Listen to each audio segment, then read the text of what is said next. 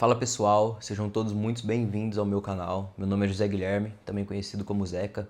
Aqui nesse canal a gente fala um pouco de treino, alimentação, sobre a Bíblia, sobre meditação, sobre livros e hoje não vai ser diferente. Só que hoje eu vou apresentar para vocês um novo curso chamado Um Curso em Milagres, que é baseado aqui nesse livro, que depois da Bíblia eu diria que foi o livro mais importante que eu já li na vida. É um grande divisor de águas esse livro aqui. E ele é da Foundation for Inner Peace, é a Fundação para a Paz Interior. E galera, ele é dividido em prefácio, texto, livro de exercícios, manual de professores, esclarecimento de termos e suplementos. Eu vou explicar para vocês mais para frente o que cada um significa aqui. E ele é basicamente, galera, todas as falas aqui são trazidas como Jesus, nosso Senhor, Yahushua Mashiach, como falas deles. Vocês vão entender então aqui esse curso, ele vai nos ensinar muito sobre o que é o pecado, o que é o ego, sobre o perdoar. E eu garanto para vocês que vai agregar muito valor e muito conhecimento na vida de vocês. Tanto que eu gostaria que todo mundo um dia pudesse ter a experiência de ler esse livro, mas como eu sei que como a maioria não gosta de ler, principalmente aqui no Brasil, eu resolvi trazer em vídeo esse curso, tá bom? Eu vou explicando para vocês também, conforme o meu conhecimento. E vamos dar início aí. Então, como eu falei, o livro chama Um Curso em Milagres, né? O curso chama Um Curso em Milagres, da Fundação para a Paz Interior. Então, galera, começando. Permaneça fiel ao significado específico de cada frase de Um Curso em Milagres. Então, como o curso declara, um bom tradutor, embora tenha que alterar a forma do que traduz, nunca altera o significado. De fato, todo o seu propósito é mudar a forma de modo que o significado original se mantenha. Então, galera, o que é o Curso em Milagres? Como o título indica, o curso é todo composto como um instrumento de ensino. Consiste de 3 livros, o texto principal de 721 páginas, o livro de exercícios para estudantes de 512 páginas e o manual de professores de 94 páginas, totalizando 1.327 páginas. Tem mais aqueles dois livros que eu falei para vocês.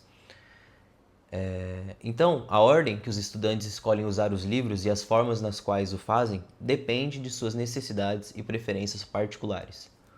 O currículo que o curso propõe é cuidadosamente planejado e explicado passo a passo, tanto no nível teórico quanto ao prático. Ele enfatiza a aplicação prática mais do que a teórica e a experiência mais do que a teologia. Declara especificamente que uma teologia universal é impossível, mas uma experiência universal não só é possível como necessária. Apesar de ser cristão em seus princípios, o curso envolve temas espirituais universais. Existem muitas outras. Esta se diferencia das outras apenas em forma. Todas conduzem a Deus no final. O livro de exercícios inclui 365 lições, uma para cada dia do ano. No entanto, não é necessário fazer as lições nesse ritmo, e cada pessoa pode querer ficar em uma lição particularmente atraente por mais de um dia. As instruções requerem apenas que não se tente fazer mais de uma lição por dia. A natureza prática do livro de exercícios é salientada pela introdução às lições, que enfatiza a experiência através de aplicações práticas, mais do que um comprometimento anterior a uma meta espiritual. Então, você vai achar difícil acreditar em alguma das ideias que esse livro de exercício te apresenta, e outras podem te parecer bastante surpreendentes. Isso não importa. Meramente te é pedido que aplique as ideias assim como és dirigido a fazer. Não te é pedido para julgá-las em absoluto, só te é pedido que use-as. É o uso dessas ideias que lhes dará significado para ti e te mostrará que são verdadeiras. Então, galera, o que diz o Curso em Milagres? Aqui ele nos traz essas 3 frases para resumir esse curso, que são: nada real pode ser ameaçado. Nada irreal existe. Nisso está a paz de Deus. Mais uma vez. Nada real pode ser ameaçado. Nada irreal existe. Nisso está a paz de Deus. É assim que um curso em milagres começa. Ele faz uma distinção fundamental entre o real e o irreal, entre o conhecimento e a percepção. Conhecimento é verdade e está sob uma única lei, a lei do amor de Deus. A verdade é inalterável, eterna e não é ambígua. É possível não reconhecê-la, mas não é possível mudá-la. ela se aplica a tudo que Deus criou. E só o que ele criou é real. Está além do aprendizado, porque está além do tempo e do processo. Não tem opostos, não tem início e não tem fim. Simplesmente é. Galera, o mundo da percepção, por outro lado, é o mundo do tempo, o mundo da mudança, dos inícios e dos fins. Ele se baseia em interpretação, não em fatos. É o mundo do nascimento e da morte, fundado sobre a crença na escassez, na perda, na separação e na morte.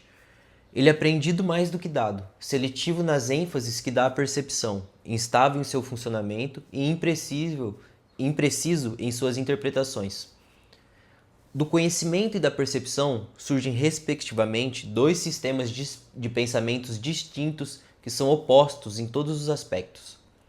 No domínio do conhecimento, nenhum pensamento existe à parte de Deus, porque Deus e sua criação compartilham uma única vontade. O mundo da percepção, no entanto, é feito pela crença em opostos, em vontades separadas, em perpétuo conflito umas com as outras e com Deus. O que a percepção vê e ouve parece ser real, porque ela só permite que entre na consciência o que está de acordo com os desejos de quem está percebendo. Isso leva a um mundo de ilusões, um mundo que precisa de defesa constante, exatamente porque ele não é real. Então, quando fostes aprisionado no mundo da percepção, fostes aprisionado em um sonho. Não podes escapar sem ajuda, porque tudo que os teus sentidos te mostram apenas testemunha a realidade do sonho. Deus forneceu a resposta, o único caminho para a saída, o verdadeiro ajudante. A função da sua voz, seu Espírito Santo, seu Ruach Kodesh, é ser o mediador entre dois mundos. Ele pode fazer isso porque, se de um lado conhece a verdade, do outro também reconhece as nossas ilusões, mas sem acreditar nelas. Então a meta do Espírito Santo é ajudar-nos a escapar do mundo de sonhos, ensinando-nos a reverter nosso pensamento e a desaprender nossos erros. O perdão é o grande instrumento de aprendizado do Espírito Santo para realizar essa inversão do pensamento. No entanto, o curso tem a sua própria definição do que é realmente o perdão, assim como ele define o mundo à sua própria maneira. Então, o mundo que nós vemos, ele apenas reflete o nosso próprio referencial interno, as ideias dominantes, desejos e emoções em nossas mentes. Grava essa frase: a projeção faz a percepção. Então, nós olhamos antes para dentro, decidimos o tipo de mundo que queremos ver e então projetamos esse mundo lá fora, fazendo dele a verdade tal como vemos. Então nós fazemos com que ele seja verdadeiro através de nossas interpretações do que estamos vendo. Se estamos usando a percepção para justificar os nossos próprios erros, nossa raiva, nossos impulsos para atacar, nossa falta de amor em todas as formas que pode ter, veremos um mundo de maldade, destruição, malícia, inveja e desespero. Tudo isso nós precisamos aprender a perdoar, não porque estamos sendo bons e caridosos, mas porque o que estamos vendo não é verdadeiro. Nós distorcemos o mundo pelas nossas defesas tortuosas e estamos consequentemente vendo o que não existe. À medida que aprendemos a reconhecer nossos erros de percepção, também aprendemos a olhar o que está além ou perdoá-los. Então, ao mesmo tempo, estamos perdoando a nós mesmos, olhando para o que está além de nossos autoconceitos distorcidos, que é o ser que Deus criou em nós e como nós. Então, o pecado é definido como falta de amor. Esse é um texto da página 12. Já que o amor é tudo que existe, o pecado na ótica do Espírito Santo é um erro a ser corrigido e não um mal a ser punido. Nosso senso de inadequação, fraqueza e incompleteza vem do grande investimento no princípio da escassez que governa todo o mundo das ilusões. Então, desse ponto de vista, nós buscamos em outros o que sentimos que está faltando em nós mesmos. Amamos um outro para conseguir algo para nós. Então, isso de fato é o que passa por amor no mundo dos sonhos. Não pode existir nenhum erro maior que esse, pois o amor é incapaz de pedir o que quer que seja. Só as mentes podem se unir na realidade. E aqueles a quem Deus uniu, ninguém pode separar. No entanto, é só ao nível da mente de Cristo que a verdadeira união é possível. E essa, de fato, nunca foi perdida. O pequeno eu procura se realçar através da aprovação externa, dos bens externos e do amor externo. O ser que Deus criou não precisa de nada. Ele está sempre completo, a salvo, amado e amoroso. Procura compartilhar mais do que conquistar, estender mais do que projetar. Ele não tem necessidades e quer unir-se a outros devido à consciência mútua da abundância. Os relacionamentos especiais do mundo são destrutivos, egoístas e infantilmente egocêntricos. No entanto, se dados ao Espírito Santo, esses relacionamentos podem vir a ser as coisas mais santas na Terra. Os milagres que indicam o caminho para o retorno ao céu. O mundo usa os seus relacionamentos especiais como uma arma final de exclusão e uma demonstração do estado de separação. O Espírito Santo os transforma em lições perfeitas de perdão e lições que nos levam a despertar do sonho. Cada um é uma oportunidade de deixar que as percepções sejam curadas e os erros corrigidos. Cada um é mais uma chance de perdoar a si mesmo, perdoando ao outro. E cada um vem a ser mais um convite ao Espírito Santo e à lembrança de Deus. A percepção é uma função do corpo e, portanto, representa um limite na consciência. A percepção vê através dos olhos do corpo e ouve através dos ouvidos do corpo. Evoca as respostas limitadas que o corpo dá. O corpo parece ser amplamente automotivado e independente. No entanto, ele responde só às intenções da mente. Se a mente quer usá-lo como ataque em qualquer forma, ele vem a ser vítima da doença, da idade e da decadência. Se em vez disso, a mente aceita o propósito que o Espírito Santo tem para ele, ele vem a ser um meio útil de comunicação com os outros, invulnerável por tanto tempo quanto for necessário para ser gentilmente deixado de lado quando a sua utilidade chegar ao fim. Em si mesmo ele é neutro, como tudo no mundo da percepção. É usado para os objetivos do ego ou do Espírito Santo, dependendo inteiramente do que a mente quer. Eu vou trazer aqui para vocês, bem nessa parte aqui, quando ele fala, é usado para os objetivos do ego ou do Espírito Santo, dependendo inteiramente do que a mente quer. Eu trouxe aqui um estudo desse livro aqui, ó, A Mensagem Viva do Cristo, de Humberto Holder. Eu já recomendei muitas vezes esse livro aqui nesse canal. Ele é o Evangelho de Mateus, Marcos, Lucas e João. Bem resumido, é uma das melhores traduções que a gente tem aqui para brasileiro, em português. E bem no Evangelho de Marcos, ele vai trazer a parte sobre a tentação de Jesus. Não sei se você lembra, mas Jesus, antes de começar o seu ministério, né, antes de começar a sua missão, ele passa 40 dias em jejum no deserto, quando ele é tentado pelo adversário. Eu vou ler aqui justamente nessa parte de você ser objetivo ou do ego do Espírito Santo, você ser usado por isso. Muita gente não tem esse conhecimento do que é o diabo, que é o adversário aqui na Terra, mas é uma questão muito simples. Ele trouxe aqui numa nota explicativa. Eu vou ler aqui para vocês. Tentação de Jesus. Então, não é provável que esse conflito de Jesus com o tentador tenha ocorrido no cenário interno da natureza mental e espiritual de Jesus. Então esse conflito ele não ocorreu no cenário interno da natureza espiritual de Jesus. Então depois de 40 dias de jejum e meditação, o ego humano de Jesus e o eu divino do seu Cristo travam um duelo sobre a redenção da humanidade.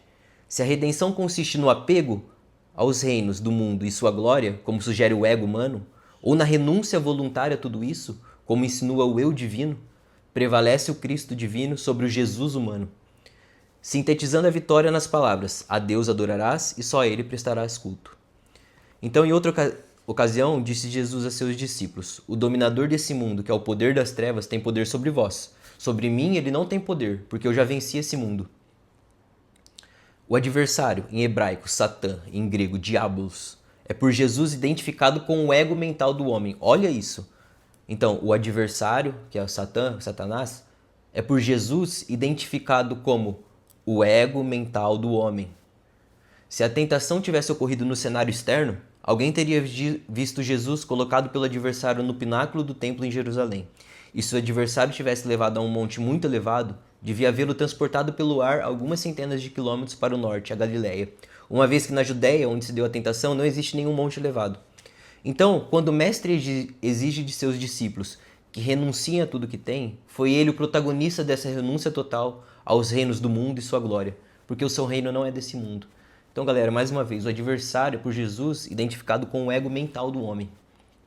A leitura é recomendadíssima também, tá? A Mensagem Viva do Cristo. São os 4 evangelhos resumidos. Continuando aqui, galera. Então, o oposto da ótica que se tem com os olhos do corpo é a visão do Cristo. É a visão de Cristo, que reflete força em vez de fraqueza, união em vez de separação e amor no lugar do medo. O oposto da audição através dos ouvidos do corpo é a comunicação através da voz por Deus, o Espírito Santo, que habita em cada um de nós. A sua voz parece distante e difícil de ser ouvida, porque o ego, que fala pelo ser pequeno e separado, parece falar muito mais alto. De fato, isso está revertido. O Espírito Santo fala com uma clareza inconfundível e com um apelo irresistível. Ninguém que não escolhesse se identificar com o corpo poderia ser surdo às suas mensagens de liberação e esperança, ou poderia falhar em acertar com alegria a visão de Cristo em lugar do seu miserável retrato de si mesmo. A visão de Cristo é a dádiva do Espírito Santo, a alternativa de Deus para a ilusão da separação e para a crença na realidade do pecado, da culpa e da morte. É a única correção de todos os erros da percepção, a reconciliação dos aparentes opostos nos quais esse mundo se baseia.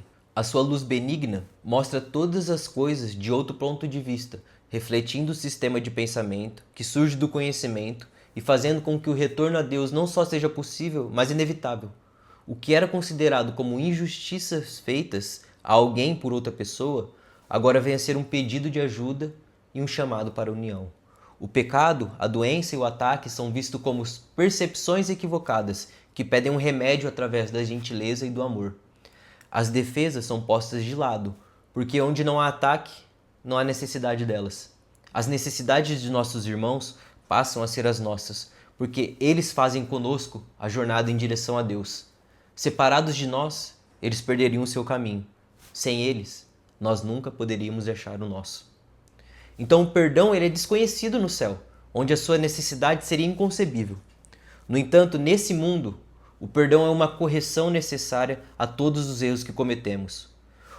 Grava isso. Oferecer o perdão é o único modo de o recebermos. Oferecer o perdão é o único modo de o recebermos, pois ele reflete a lei do céu, onde dar e receber são a mesma coisa. Céu é o estado natural de todos os filhos de Deus, tal como ele os criou.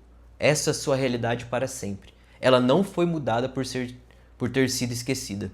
O perdão é o meio através do qual nos lembraremos. Através do perdão, o pensamento do mundo é revertido. O mundo perdoado vem a ser a porta do céu, porque através da sua misericórdia podemos finalmente perdoar a nós mesmos. Não aprisionando ninguém à culpa, nós nos libertamos. Tomando conhecimento de Cristo em todos os nossos irmãos, reconhecemos a sua presença em nós mesmos.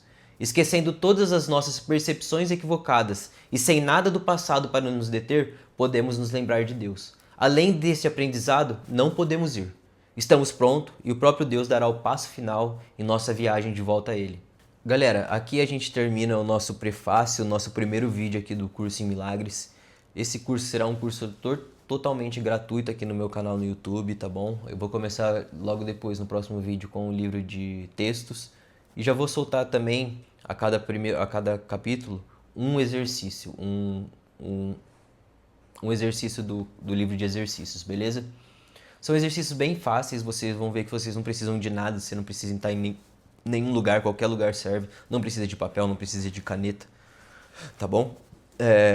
Galera, se você gostou desse vídeo, se você se interessou, eu peço apenas uma coisa, que você se inscreva nesse canal, que você curta esse vídeo, compartilhe esse vídeo.